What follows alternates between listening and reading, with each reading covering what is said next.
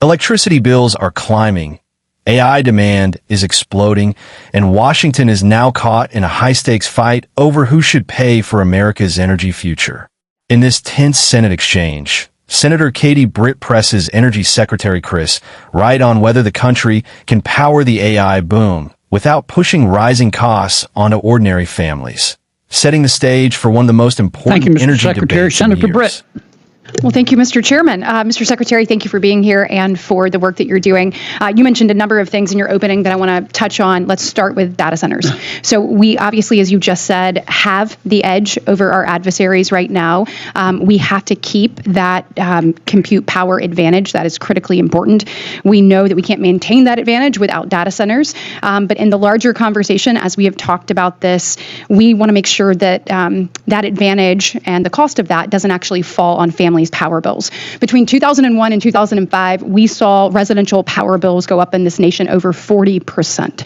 It's totally unacceptable. We look at where we are right now and try to figure out what is the pathway forward. When you're looking at data center heavy regions, the wholesale electricity prices surged over 250% during that same time period. So obviously, vast majority of that in the previous administration.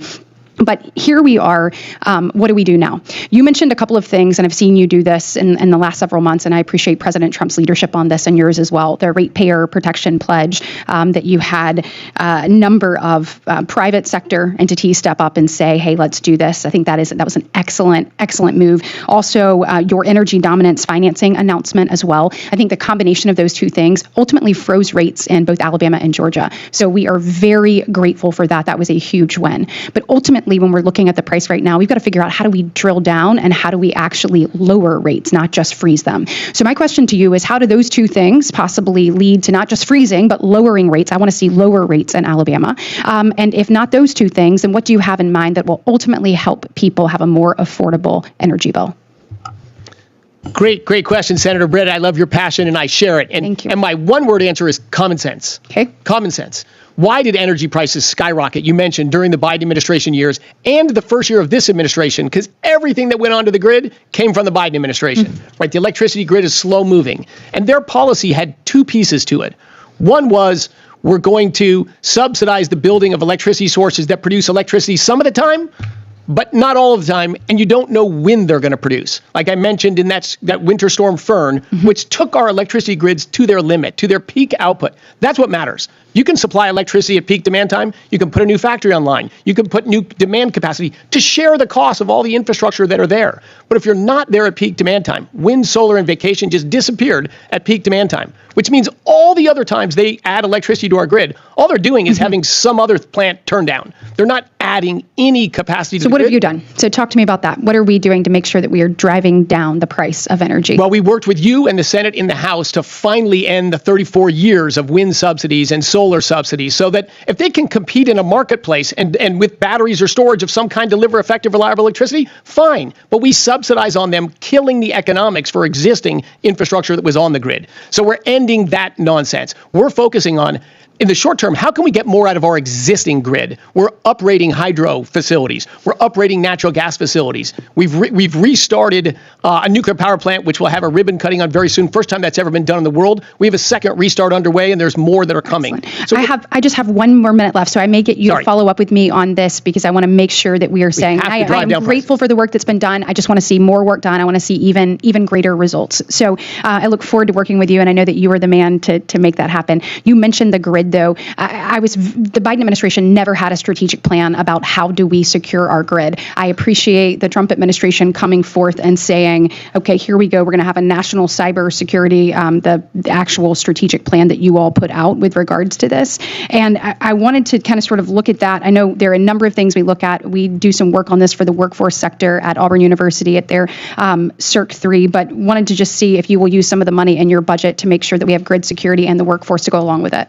Absolutely. Two key issues. And we have at some of our national labs and at DOE headquarters, we have places where we bring together operators of utilities. Give us about 30 seconds worth. To monitor those things. But yes, the threats of cybersecurity keep rising. We need to rise our defense against them. That's technology, that's coordination between government and industry, and that's more skilled people. We need far more skilled people with those skills. Thank you. For years, energy debates in Washington were mostly about climate goals, emissions targets, and long-term transitions. But this hearing makes one thing very clear. The conversation has shifted. Now it's about something far more immediate. Whether American families can actually afford their electricity bills in the middle of an AI-driven boom. Senator Katie Britt brings that concern directly to the table. She isn't speaking in theory. She points to real numbers. Residential electricity prices rising sharply, wholesale costs in data center-heavy regions surging, and families feeling the pressure month after month.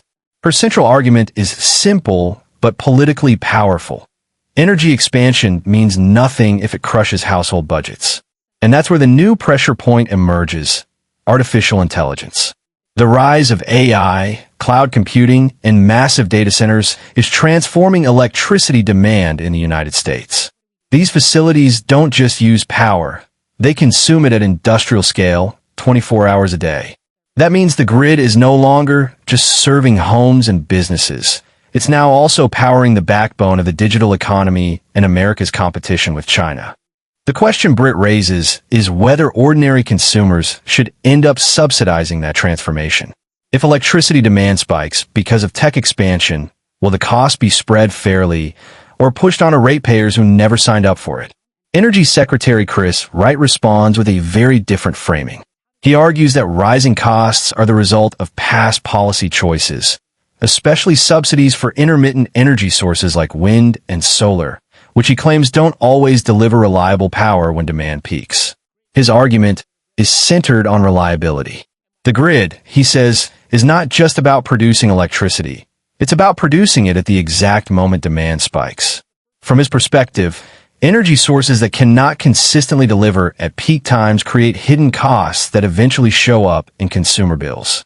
That leads into a broader policy shift he supports: scaling back subsidies, strengthening baseload power like natural gas and hydro, and aggressively expanding nuclear energy.